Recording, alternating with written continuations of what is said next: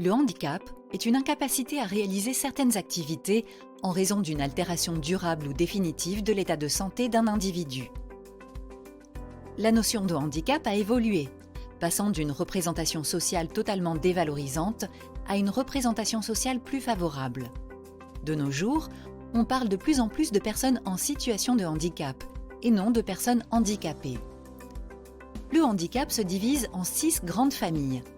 Le handicap moteur, les handicaps sensoriels, le handicap mental ou intellectuel, les handicaps physiques et les troubles cognitifs, le polyhandicap et les maladies invalidantes.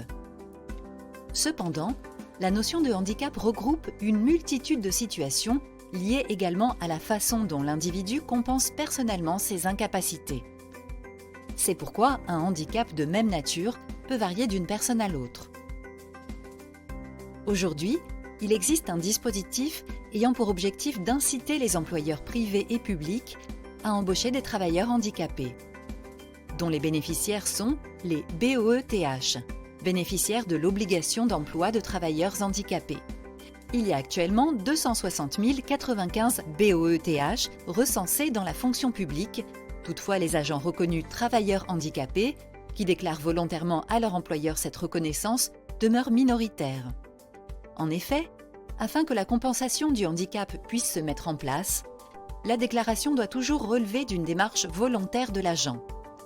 À ce sujet, la collectivité a opté pour une sensibilisation et une communication sur la politique handicap afin de démystifier le terme de « travailleur handicapé ».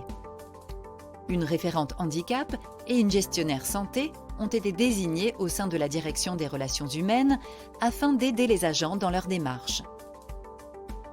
En conclusion, informer son employeur de son handicap présente pour l'agent des multiples intérêts, comme l'accès à des contrats de travail aidés, un suivi médical régulier ou encore la retraite anticipée, et permet également à l'employeur de respecter le taux d'emploi des personnes en situation de handicap fixé par la loi, soit 6%, et éviter ainsi des sanctions financières.